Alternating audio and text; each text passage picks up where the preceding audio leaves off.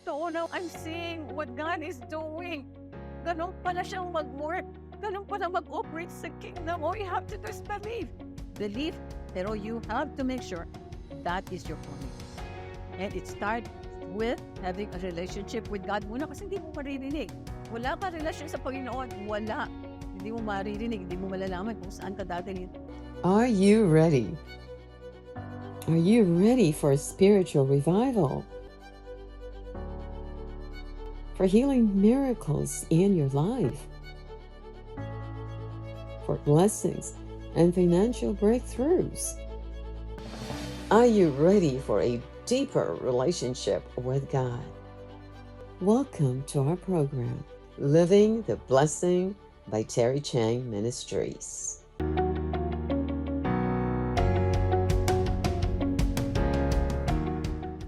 Sabi niya, Terry, can I invite you to coffee? Okay, so coffee kami. I really want that house, Terry. Kasi ikaw, bumibili ka ng bahay, napakadali sa'yo. Can you teach me how? Na siyempre naawa ako sa kanya. But there are things that you have to give up kako sa kanya. Tapos, namaya sinabi ko sa kanya, okay, ito yung mga scriptures, ito yung gagawin mo, ito may memorize mo, may meditate mo. I give you 3 months. Of course, mas mahaba dyan yung akin, papaliwanag ko sa kanya. I give you 3 months. After 3 months, we meet again. Tapos, walang pagbabago ang mind. Hindi na rin yung mind. Meaning, hindi siya nag-focus. Kasi everyday, pag sinabi kong magde-declare siya ng like 10 times a day or 20 times a day, depende kasi sa mga problema, kailangan susundin niya yan. Otherwise, it's not gonna work. So, after 3 months, kita kami, it didn't work, diba? Hindi siya naniniwala na she can own a house. Wala pa revelation. Kasi ang susunod, ang unang-una is yung intimate relationship with the Lord, diba? Yun ang una kong pinagawa sa kanya. You have to seek God. You have to worship Him. You have to read the Word. You have, sinabi ko sa kanya particular na scriptures na dapat niyang i-focus on. So ngayon, after 3 months, balik siya. Merong konting improvement. So 6 months na. 6 months. May konting improvement, pero not enough to own a house. Not enough. Not enough. Hindi naman naniniwala. Paano mo makukuha yan? And then it's all by faith. It's all by faith. Diba? Faith comes by hearing. Tapos, as a man thinks in his heart, so is he. Kung hindi mo maisip na ikaw nang may-ari ng bahay na yan, it's not gonna come. Yan ang faith. Yan ang pananampalataya natin sa Panginoon. Natutuo siya. Natutuong sinave niya tayo. Natutuong binigay niya na lahat ito sa atin. And then, I give her another 3 months. Okay. Continue. Tapos, binigyan ko siya ng additional scriptures kasi na-memorize niya yung mga iba. Tapos, sabi ko, spend more time with this. Sinabi ko sa kanya nung scriptures yung yung focus niya. After 9 months, wow. Iba na siyang magsalita. Wow, kinikilabutan ako. Wow, ikaw na ba yan, Jessica? I couldn't believe na ikaw na yung nagsasalitang yan. You're so different. You speak like you own the house already. So, okay, anong revelation ni Lord? Kasi she spent 9 months meditating in the Word of God. It's very, very important to meditate in the Word. No? First, yung building the relationship is number 1. Tapos, yung pangatlo lang yung meditating in the Word of God. Sabi niya, Terry, sinabi sa akin ni Lord, I am not gonna own a house. He's not gonna give me a house in Hong Kong because I cannot believe it. Kasi masyadong mahal. 200 million. Paano niyang maisip in 200 million? But He's going to give me a condominium unit in Manila. Ayan. So may revelation na siya kasi hindi magsalita si God sa iyo when you communicate with Him properly. Pareho kayo, eye to eye kayo nag-uusap ng Panginoon. So ngayon, sabi ko, in that case, you're ready to go. You bring your children, bring your husband, go to the Philippines, and anong utos ko sa kanya? Mag-view sila ng mga properties in the Philippines. Kung saan sila gina-guide ni Lord. Kasi siyang makakaalam niyan, hindi ako. Diba? So ngayon, pumunta sila sa Philippines. Ikot-ikot sila. Tapos syempre nagtatanong siya, Lord, saan po ba ako dapat pupunta? Kinikilabutan ako kasi from rags to riches. From rags. Baon na baon sa utang. Tapos mamaya, sabi ni Lord, sa Metro Manila lang siya mag-focus. Pagkatapos, may nag-introduce sa kanyang broker, yung broker nito, sinabi, dito sa area na to, let's say Quezon City, for example. Tapos pumunta sila dito so 3 days silang nag-ikot-ikot, walang rhema. Ayan, makikita mo kasi you are having an intimate relationship with God, nakaganyan ka sa kanya, hindi maaring magkamali ka. Hindi maaring magkamali ka. Alam mo, if you're going to the straight path, or you're going to the right or going to the left, away from your calling, alam mo yan. So, tapos pinasukan nila ito isang building na to, iba yung pakiramdam ng buong family. Especially when they saw the unit sa penthouse. Penthouse, buong floor na yon. Can you imagine? Nung pagpasok nila, gano'n, nag-iyakan na sila. Sabi niya, Mommy, this is what we like. This is, sabi ng mga anak niya, this is what we like. Even si Jessica, sinabi niya, this is it, Lord. This is the one. This is the one. Because, bakit? Ang gauge is always peace. May peace sa kanyang puso. Diba? Sa kanila lahat. Even kay Benjamin, may peace. Ngayon, this was a long time ago, mga 13 years ago. So, ang bumaba ngayon sila, tumawag sa akin si Jessica, Terry, we found the property.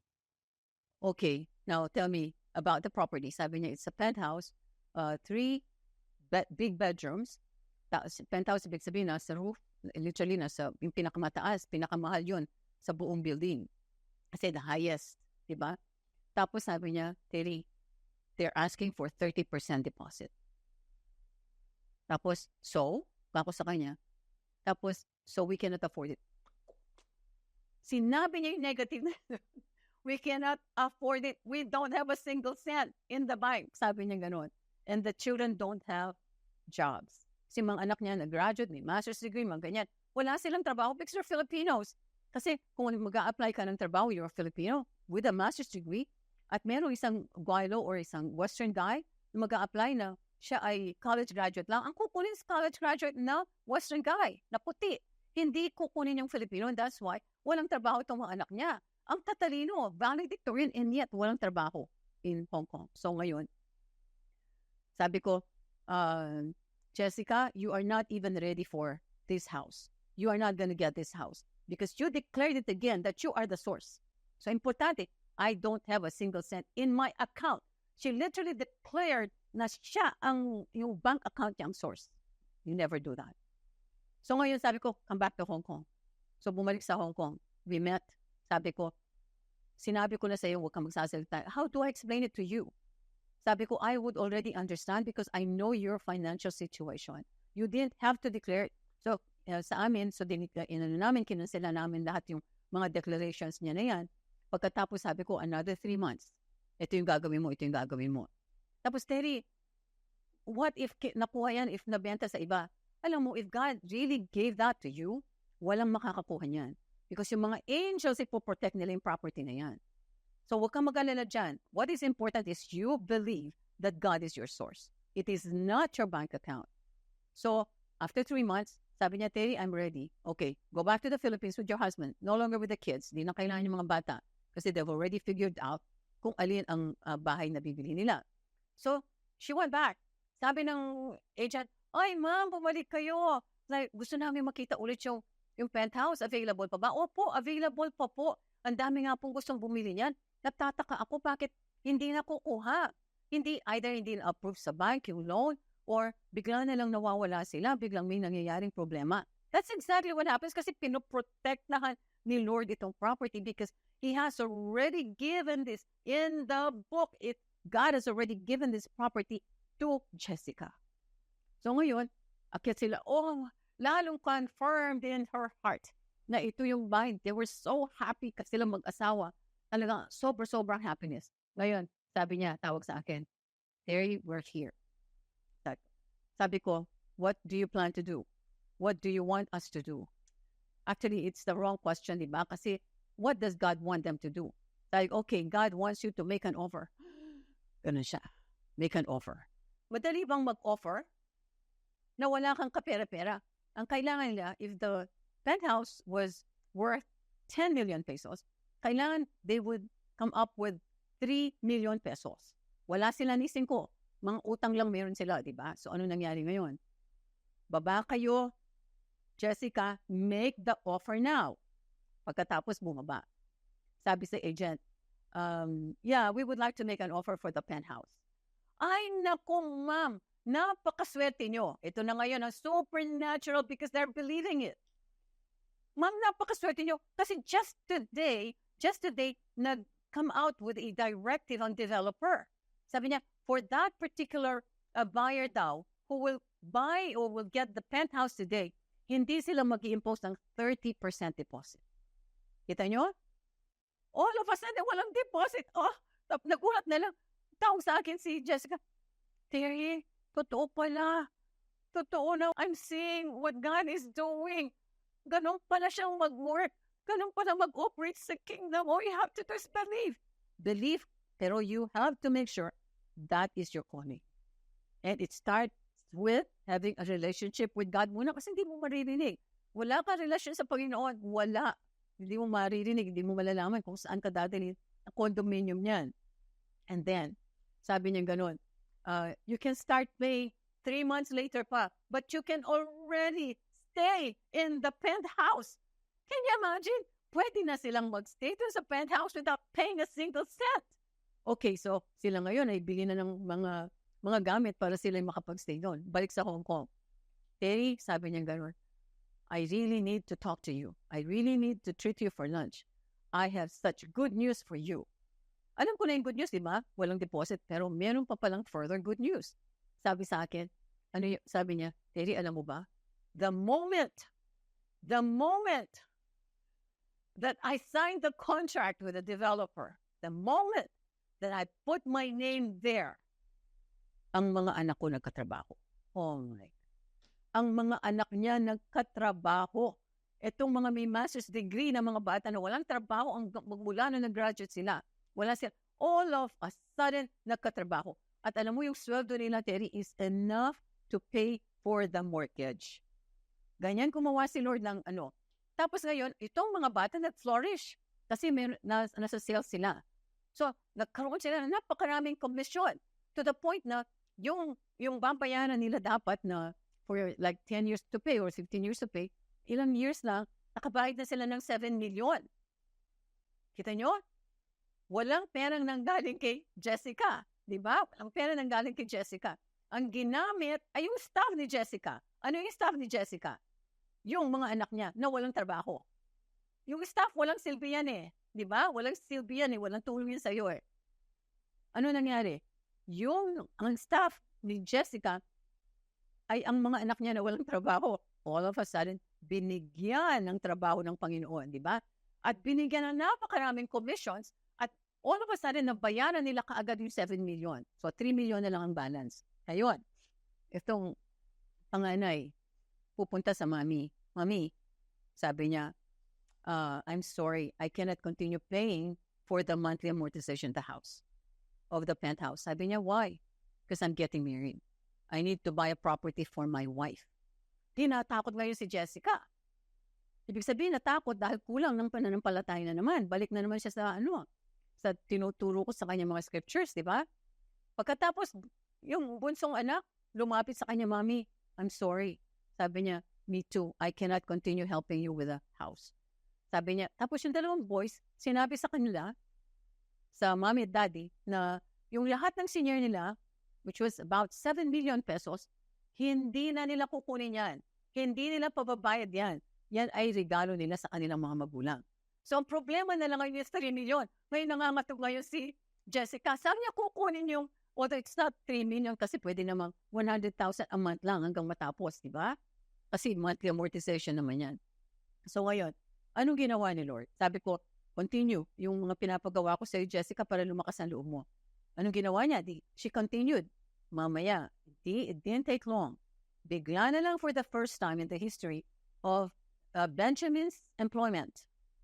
Dito sa company na to, dito sa multinational corporation, binigyan siya ng napakalaking bonus. More than 3 million pesos. Tingnan nyo, binigyan. All of a sudden, bakit bibigyan siya ng more than 3 million? Tagal-tagal niya, more than 20 years na siya nag-work siya, hindi siya nabigyan ng ganyang kalaking bonus. And all of a sudden, bibigyan siya ng ganyang kalaking bonus. It was more than enough to pay for the balance. So nakita nyo, meron bang perang nanggaling kay Jessica na siya ang humingi kay Lord?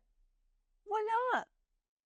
Si Lord, ang ginamit niya yung mga tao nakapaligid sa kanya, di ba? Ganyan ang Panginoon. Ganyan. Pero ano yung mga tinuro ko kay Jessica? Yan ang dapat nating tanungin. So ngayon, nag-i-enjoy siya dito sa kanyang penthouse. Malamang, bumili pa sila ng mga ibang properties kasi yumaman na sila. Ang alam ko talaga mayamang-mayaman na sila today. So tingnan natin. Ang sabi ko sa kanya, kay Jessica, ang unang-una, ano yung sinabi kong gagawin niya? Unang-una, tingnan ko nga kung natatandaan nyo. Tingnan ko nga. Ha? Sino yung nagsabi noon? Siya na pala. Tama, yun ang una. Seek God first. Seek. Yung tinuro ko sa inyo, seek ng December, paano mag-praise and worship si David, di ba? Yung mga ganon, tinuro ko sa inyo yan. Although hindi complete, pero at least yung mga ganyan, gagawin na natin yan. Okay. So, sabi ko kay Jessica, seek God and develop an intimate relationship with God, which she did. Tingnan natin, si David sought God and developed a relationship with Him. So, ito kino-compare natin para maging biblical. Kasi iniisip natin, baka hindi mag-biblical tinuturo ni Pastora. David sought God and developed a relationship with Him. Makikita natin ito sa Psalms 119 verse 10. Okay, sulat nyo yan para makita nyo kung totoo. Okay, Psalms 119 verse 10, sabi niya, with my whole heart, I have sought you. Sabi ni David. Buong puso niya, sinik niya si God. Nakita nyo? Sabi niya, oh, let me not wander from your commandments. Anong ibig sabihin to? Huwag mo po ako hayaan, Lord, na pumunta sa kanan o pumunta sa kaliwa. Lord, i-hold niyo itong mga kamay ko. I-guide niyo ako talagang para pumunta ako dito sa straight path, going to my calling. Yan ang sinasabi niya, let me not wander from your commandments. Yung mga inuutos niya, yung nasa book ito. So, ang question ko is, are you doing this? Are you seeking God with all your heart? Yan, si Lord ba yung nangunguna sa buhay mo? Na talagang uhaw ka, hungry ka sa Kanya. Tandaan po natin yung eternity ay ganyan ang magiging buhay natin. Talagang maloloko-loko tayo sa pagmamahal sa Panginoon. Ngayon pa lang dapat pa-practicein na natin yan. Yung pag-praise and worship, ako praise and worship, luluhuran ko yan. Tataasan ko ng kamay. Hindi ka nagkulang, kinakanta ko yan, kaya hindi nagkukulang ang Panginoon sa akin. Yung mga magagandang-ganda, Holy Spirit, I need you. Holy Spirit, I need you. Talagang tinataas ko yun. Nararamdaman ko yung hipo niya sa akin. Kasi iyak ako ng iyak kasi nararamdaman ko yung hipo niya. Talagang kinukonsol niya ako, dahil naiiyakap niya ako, ini-envelope niya ako sa kanyang presensya at sa kanyang power. Kaya pag nirelease ko yung power na yan, talaga nakikita ko yung physical manifestation. Yung spiritual power yan, di ba? Spirit yan, di mo nakikita. Pero makikita mo yung na nag-work ang power na yun kasi nagkaroon ng physical manifestation. And it comes with praising and worshiping God. Napaka-importante kasi ang bango-bango mo, aroma to His nostrils. Baliw na baliw siya sa iyo kapag ikaw ay nag-worship. Talagang tataas mo yung kamay mo yung nagbabaliw. Talagang, kaya ako kung makita niyo kung nagwawala ako dyan pag kumakanta ako, talagang hindi ko mapigil. Kasi talagang kumbaga parang talagang itong anak ko mahalam, talagang hindi niya sa sobrang intense yung aking pag-worship sa kanya, hindi niya maaring hindi ako yakapit. Kaya talaga nararamdaman ko talaga yung paghipo niya sa aking mga daliri, sa mga kamay ko, ganyan. So, yun ang sinabi ni David, di ba? Jessica saw that the battle was not hers. Di ba?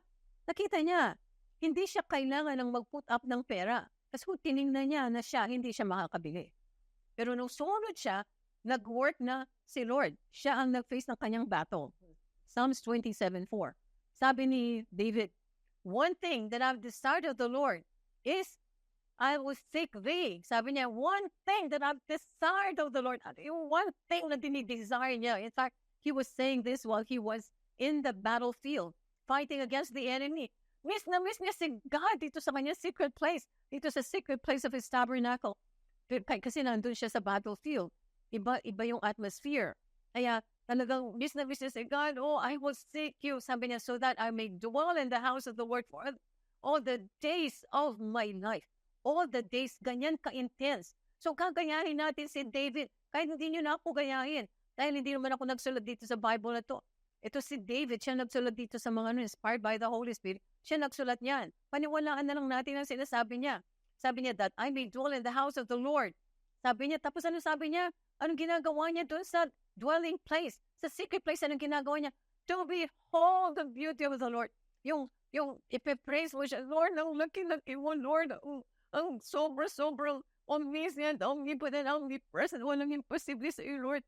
There's nothing that's hidden from you. Nakikita mo lahat, Lord. Tapos napakalaki mo, ikaw Adonai ka, ikaw Elohim ka, ikaw Jehovah Nisi, Jehovah Rapha, Jehovah Jar. Ikaw lahat. At tapos explain ko pang isa-isa yan. Because it reminds me kung gaano siya ka-powerful.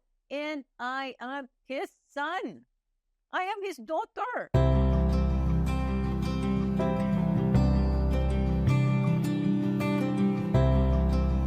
Sa mga nais pong sumulat, magbigay ng testimony, or may prayer request, isa pong malaking karangalan na kami makapaglingkod sa inyo. Kayo po ay maaaring pumunta sa aming website sa www.terrychang.org. Inuulit ko po, www.terrychang.org. Maraming salamat po. Hi, si Pastora Terry Chang po ito. Nawa po ay na-bless kayo sa mensahe ng Panginoon para sa araw na ito dito sa aming programang Living the Blessing ng Terry Chang Ministries. Ang sabi po sa John 8:32, "You shall know the truth, and the truth shall set you free." Kung gusto mo ng kalayaan, tatanggapin mo si Jesus at ililid kita dito sa prayer na to. Your life will never be the same again. Dadaloy ang kanyang buhay, ang kanyang presensya sa lahat ng areas ng iyong buhay. So, ipikit mo ang iyong mga mata kung ikaw ito at ililid kita dito sa prayer. And pray it from the heart as if it is your own. Heavenly Father, patawarin niyo po ako sa lahat ng aking mga kasalanan. Marami pong salamat sa pagpapatawad ninyo. Jesus, kailangan kita. Come into my life and be my Lord and Savior. Holy Spirit, change me, mold me, transform me into that person that you designed and created to be. Amen. Ayan, born again Christian ka na. Congratulations. Tandaan niyo po, mahal ko kayo at mahal kayo ng Panginoon. God bless you.